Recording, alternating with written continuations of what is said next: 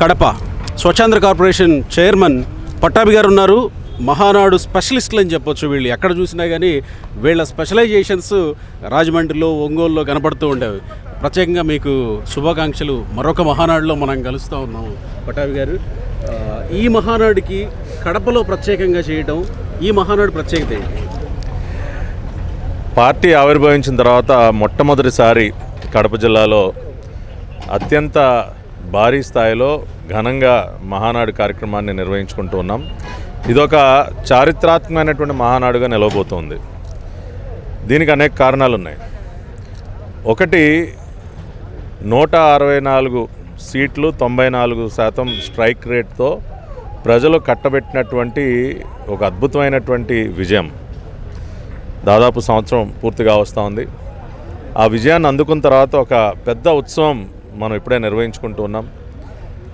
దాదాపు గత సంవత్సర కాలంలో ఇచ్చినటువంటి ప్రతి ఒక్క హామీని ఒక్కొక్కటిగా నిలబెట్టుకుంటూ అడుగులు ముందుకు వేస్తున్నటువంటి సందర్భంలో గత 5 సంవత్సరాల్లో జరిగినటువంటి విధ్వంసం నుంచి రాష్ట్రాన్ని ఏ విధంగా మళ్ళీ నిలబెడుతూ ఉన్నాం, ఎటువంటి చర్యలు తీసుకుంటూ ఉన్నాం, మళ్ళీ ప్రజలలో ఒక ధైర్యాన్ని, భరోసాని, నమ్మకాన్ని ఏ విధంగా కల్పించాం అన్న అంశాలన్నీ కూడా మహానాడు వేదికపై నుంచి చర్చకు రానున్నాయి. అదేవిధంగా రాబోయే రోజుల్లో మరింతగా రాష్ట్రాన్ని అభివృద్ధి పదంలో ఏ రకంగా ముందుకు తీసుకెళ్ళబోతున్నాం అన్న విషయాలు కూడా ఈ వేదికపై నుంచి చర్చకు రాబోతున్నాయి. అంతేకాకుండా రాయలసీమ గడ్డపైన నిర్వహించుకుంటున్నటువంటి మహానాడు, నిజంగా రాయలసీమ ప్రాంతానికి ఎవరైనా ఏదైనా మంచి చేశారు అంటే అది కేవలం తెలుగుదేశం పార్టీ మాత్రమే. గతంలో స్వర్గీయ అన్న నందమూరి తారక రామారావు గారు కానివ్వండి, ఇవాళ నారా చంద్రబాబు నాయుడు గారు కానివ్వండి, లోకేష్ గారు కానివ్వండి, వీరందరూ కూడా రాయలసీమ ప్రాంతానికి అది ఇరిగేషన్ పరంగా వ్యవసాయాన్ని ఒక రకంగా, ఒకప్పుడు రాయలసీమ అంటే అదొక రాళ్లసీమ, అదొక ఎడారి అని చెప్పుకునేటటువంటి పరిస్థితి నుంచి ఇవాళ రాయలసీమని సస్యశ్యామలం చేసినటువంటి పార్టీ తెలుగుదేశం పార్టీ. పులివెందులకు కూడా నీరు తీసుకెళ్ళినటువంటి ఘనత చంద్రబాబు నాయుడు గారికి ఉంది. ఒక తెలుగు గంగ కానీ, ఒక కేసీ కెనాల్, ఒక హంద్రీనివా, ఇట్లా ఎన్నో ప్రాజెక్టులు ఇవాళ ఆ రకంగా తీసుకొచ్చాం. అవన్నీ కూడా ఇవాళ గుర్తు చేయబోతున్నాం. గతంలో రాయలసీమకు మేము చేసింది ఏంటి, రేపు తెలుగు తల్లికి జలహారతి పేరుతో నదుల అనుసంధానం పేరు ద్వారా ఇంకా రాయలసీమని రతనాల సీమగా ఏ విధంగా మేము మార్చబోతున్నాం అన్న అంశాలు కూడా చెప్తాం. ఉపాధి ఏ రకంగా పెంచాం. వలసలకి కేంద్రంగా ఉండేది గతంలో రాయలసీమ, కానీ ఇవాళ అదే రాయలసీమలో పుష్కలంగా ఉద్యోగాలు ఏ విధంగా దొరుకుతున్నాయి. అనంతపురంలో ఒక కియా మోటార్స్ ద్వారా కొన్ని వేల మంది ఇవాళ అక్కడ ఉపాధి పొందారు. ప్రతి జిల్లాలో మేము తీసుకొస్తున్నటువంటి పెట్టుబడులను తీసుకురావడానికి లోకేష్ గారు చేస్తున్నటువంటి కృషి, ఇవన్నీ కూడా మేము చెప్పబోతున్నాం. అదేవిధంగా నారా లోకేష్ గారు పార్టీని మరింతగా సంస్థాగతంగా ఏ విధంగా బలోపేతం చేయాలన్న దానిపైన ప్రత్యేకమైనటువంటి దృష్టి పెట్టి భవిష్యత్తులో పార్టీ ఏ విధంగా అడుగులు ముందుకు వేయాలి అన్నదానికి ఒక 6 సూత్రాలని ఆయన సిద్ధం చేయడం జరిగింది. ఆ 6 సూత్రాలని కూడా రేపు మహానాడు వేదికపై నుంచి ప్రజలకు పరిచయం చేయబోతున్నాం. ఇవి మీ పార్టీకి సూపర్ 6 కాబోతాయా? పార్టీకి సూపర్ 6, ఎందుకంటే సూపర్ 6 అనేది గతంలో మాకు కలిసి వచ్చినటువంటి అంశం, ప్రజలు ఆదరించారు. అదేవిధంగా అంటే అవి ఎన్నికల సందర్భంగా మేము ఇచ్చినటువంటి హామీలు. కానీ ఇది ఒక రోడ్ మ్యాప్. ఫ్యూచర్లో పార్టీ వేటి ఆధారంగా పనిచేయాలి. గతంలో అన్నగారు కూడు గుడ్డ నీడ అనే ఒక నినాదంతో ఆయన ప్రజల మధ్యకు వెళ్ళారు. సమాజమే దేవాలయం, ప్రజలే నా దేవుళ్ళు అన్న ఒక నినాదంతో ఆయన ప్రజలకు చేరువయ్యారు. ఈ రోజున మళ్ళీ ప్రస్తుతం ఉన్నటువంటి పరిస్థితులకు అనుగుణంగా మనం ఎటువైపు అడుగులు ముందుకు వేయాలి, ప్రజలకు ఏం అవసరం అనే దానిపైన ఒక 6 సూత్రాలని లోకేష్ గారు ఆయన టీము నాయకులు అందరితో చర్చించి, చంద్రబాబు నాయుడు గారు అందరితో చర్చించి ఆయన సిద్ధం చేశారు. రేపు మొట్టమొదటిగా మరి సంస్థాగతంగా పార్టీని బలోపేతం చేసేటటువంటి అంశంతో మహానాడు ప్రారంభమవుతుంది. ఆ తర్వాత కార్యకర్తే అధినేత. ఎప్పుడు కూడా కార్యకర్తలకి పెద్దపీట వేసేటటువంటి పార్టీ తెలుగుదేశం పార్టీ.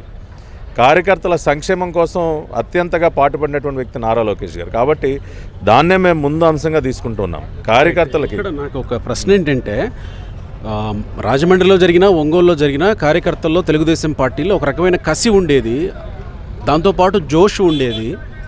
కానీ అధికారంలోకి వచ్చారు ఇప్పుడు, అది కూడా మీరు చెప్పినట్టు 94% స్ట్రైక్ రేట్తో అధికారంలోకి వచ్చారు. ఇంకేముందిలే మనం అధికారంలోకి వచ్చేసాం కదా అనే ఒక నిర్లిప్తత ఏమైనా ఉంటుందా? లేదు, 5 లక్షల మంది మీరు ఎస్టిమేట్ చేస్తున్నారు బహిరంగ సభకు రాబోటానికి, ఈ టార్గెట్ రీచ్ అవుతారని అనుకుంటున్నారు. అధికారంలోకి మేమేమి సునాయాసంగా ఏదో పూల మధ్య నడుచుకుంటూ రాలేదండి. ప్రతి ఒక్క కార్యకర్త ముళ్ళపైన నడిచాడు, ఎన్నో ఎదురు దెబ్బలు తిన్నారు, యుద్ధం చేశాం రాక్షసుల పైన. కాబట్టి అటువంటి యుద్ధం చేసి సాధించుకున్నటువంటి విజయం, ఆ విజయం అందుకున్న తర్వాత రాష్ట్ర వ్యాప్తంగా ప్రతి ఒక్క తెలుగుదేశం పార్టీ కుటుంబ సభ్యుడు కూడా కలిసేటటువంటి పండుగ మహానాడు. కాబట్టి ఇవాళ ఆనందం, ఎస్ మనం ఒక ప్రజల తరఫున పోరాడాం, యుద్ధం చేశాం, విజయం సాధించాం, మంచి చేస్తున్నాం ఇవాళ అన్న జోష్ వాళ్ళ పుష్కలంగా ఉంది. ఒక ఆనందం, ఒక పండుగ వాతావరణం ఉంది ఇవాళ. ప్రతి ఒక్కరి ముఖంలో కూడా ఒక చిరునవ్వు కనపడుతూ ఉంది. కాబట్టి ప్లస్ అదే రకంగా ప్రజలు అందించినటువంటి విజయం మా పైన మరింత బాధ్యత కూడా పెంచింది. 164 సీట్లు మ్యాండేట్ అనేది మామూలు మ్యాండేట్ కూడా ఎన్నో ఎక్స్పెక్టేషన్స్తో ప్రజలు ఆ మ్యాండేట్ మాకు ఇచ్చారు. కాబట్టి ఆ బాధ్యత కూడా మా పైన ఉంది.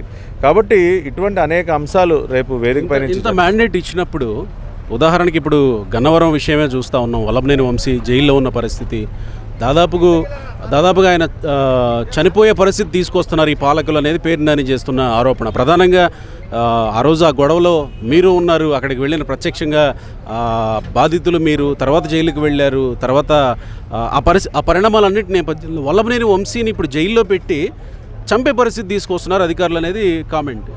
అటువంటి ఆలోచనలు ఏ రోజు కూడా కూటమి ప్రభుత్వానికి, చంద్రబాబు నాయుడు గారు సారథ్యంలో నడిచేటటువంటి ప్రభుత్వానికి ఏ రోజు ఉండవు. హత్యా రాజకీయాలు చేసేటటువంటి సంస్కృతి ఎవరిదో ప్రజలందరికీ తెలుసు. కాబట్టి అటువంటి దుర్మార్గపు ఆలోచనలు చేసేటటువంటి వ్యక్తులు ఎవరో, సొంత కుటుంబ సభ్యులను కూడా అతి కిరాతకంగా చంపేటటువంటి ఆలోచనలు చేసేటటువంటి వ్యక్తులు ఎవరో, ఆ నేర చరిత్ర ఎవరికి ఉందో అది ప్రజలందరికీ తెలుసు. మళ్ళీ అదేవిధంగా ఎవరైనా ఎటువంటి ప్రయత్నాలు చేసినా కూడా ప్రభుత్వం కఠినంగా వ్యవహరిస్తుంది. ఇవాళ మేము చట్టపరంగా చర్యలు తీసుకుంటున్నాం. ఏ ఒక్క వ్యక్తికి కూడా ప్రాణహాని తలపెట్టాలన్న ఆలోచన పార్టీలో కానీ ప్రభుత్వంలో కానీ ఎవరికి కూడా ఉండదు. అటువంటి వాటిని చంద్రబాబు నాయుడు గారు ఉపేక్షించరు. ఇవాళ వల్లభనేని వంశీ గారు ఆయన చేసినటువంటి పాపాలు 1 కాదు 2 కాదు. ఇవాళ ఆయన చేసినటువంటి పాపాలకి, చేసినటువంటి అవినీతికి ఆయన చట్టపరంగా చర్యలు ఎదుర్కోవాల్సిందే. అదే జరుగుతోంది ఇవాళ. కేసు మీద కేసు, పీటీ వారెంట్లు వేసి అనారోగ్య పరిస్థితుల్లో దాదాపు 6 నెలల తప్పు మీద తప్పు చేసిన రోజున తెలీదా కేసుల మీద కేసులు వస్తాయని? ఏమన్నా వల్లభనేని వంశీ అన్న ఒక తప్పు చేసి ఇంట్లో కూర్చున్నాడా? ఆయన చేసినటువంటి పాపాల చిట్ట 1 కిలోమీటర్ పారు ఉంది. మరి చేసినటువంటి తప్పులు కేసులు ఉంటాయి కదా. ఇవాళ ఈ ప్రభుత్వం నమోదు చేసినటువంటి ఏ కేసు అయినా అదేమన్నా ఫేక్ కేసా, నిరాధారమైనటువంటి కేసా? జవాబు చెప్పమనండి. ఇవాళ ఎన్ని అవినీతి కుంభకోణాల్లో వంశీ లేడు? ఇవాళ ఆ రోజున వంశీ మా పార్టీ కార్యాలయం తగలబెట్టించింది వంశీ కదా, నా పైన దాడి చేయించింది వంశీ కదా, నన్ను చంపే ప్రయత్నం చేయించింది వంశీ కదా. ఎన్ని పాపాలు చేశారండి వంశీ? కాబట్టి కేసులు ఉంటాయి, తప్పదు. మీరు పాపాలు చేసే రోజున మీకు ఆలోచన ఉండాలి. అంటే జనాల వైపు నుంచి అరే చూడగానే ఆయన నడుస్తున్న తీరు, దగ్గుతున్న తీరు ఇదంతా చూసిన తర్వాత ఇంకా వదలరా అనేటువంటి భావన, ఒక రకమైన సింపతి వస్తుందేమో కదా. ఇట్లా ఇప్పుడు ఈ నటనా కౌశల్యం అనేక సందర్భాల్లో ప్రజలందరూ చూశారండి. ఈ డ్రామాలు, ఈ రకరకాలుగా నటించటాలు, ప్రజల్ని ఇంకా మాయ చేసే ప్రయత్నాలు చేయటాలు. ఇప్పుడు వంశీ గారిని ఇప్పటికీ 3-4 సార్లు హాస్పిటల్కి తీసుకెళ్లారు. ఆయనకి ఎప్పుడు ఏ చిన్న ఇబ్బంది అనిపించినా కూడా ఇమ్మీడియట్గా ఆయన డాక్టర్ దగ్గర తీసుకెళ్ళి చూపిస్తున్నాం. ఆయనకు కావాల్సినటువంటి వైద్య సౌకర్యాలన్నీ అందిస్తున్నాం. ఇప్పుడు ఆయన కోర్టుకి హాజరైన ప్రతిసారి కుంటుకుంటూ నడిచి దగ్గితే ఇప్పుడేమీ న్యాయస్థానాలు అవన్నీ కూడా గమనిస్తాయి. ఎవరెవరు ఏంటో, ఎవరు ఏ ఉద్దేశాలతో ఏ రకంగా ప్రవర్తిస్తూ ఉన్నారో ఏదో. ఇప్పుడు అందుకనే ఒకటే చెప్తా ఉన్నామండి, ఈ డ్రామాలు, ఈ నటనలు మానేసి ఆయన చట్టపరంగా వాళ్ళకి ఉన్నాయి కదా లీగల్ ఆప్షన్స్, వాళ్ళని ఎదుర్కోమనండి, న్యాయస్థానాలను ఫేస్ చేయమనండి, అడిగినటువంటి ప్రశ్నలకు సమాధానం చెప్పమనండి. ఈ సింపతి డ్రామాలు దేనికి? ఇప్పుడు వల్లభనేని వంశీ గారి ఆరోగ్యానికి కానీ ఆయనకి ఇంకో రకంగా కానీ ఎటువంటి ఇబ్బంది ఉండదు. అన్ని రకాల వైద్య సహాయం ఆయనకు అందుతూ ఉంది. దానిలో ఎటువంటి రెండో ఆలోచన ఉండాల్సిన అవసరం లేదు. మాకు ఏ వ్యక్తికి కూడా ఎటువంటి హాని తలపెట్టాలన్న ఆలోచన కానీ ఉండదు. కానీ చట్టపరంగా కఠినంగానే ఉంటాం, దానిలో రెండో మాట లేదు. చేసినటువంటి పాపాలకి ఎవడైనా సరే అనుభవించి తీరాల్సిందే. రైట్. ఈ స్వచ్ఛ మహానాడు ఏంటి ప్రత్యేకత? మీ పాత్ర ఎలా ఉండబోతుంది? అందరూ ఈ కోట్లు వేసుకొని తిరుగుతూ ఉన్నారు. ఇప్పుడు స్వచ్ఛాంధ్ర ఉద్యమానికి చంద్రబాబు నాయుడు గారు బ్రాండ్ అంబాసిడర్.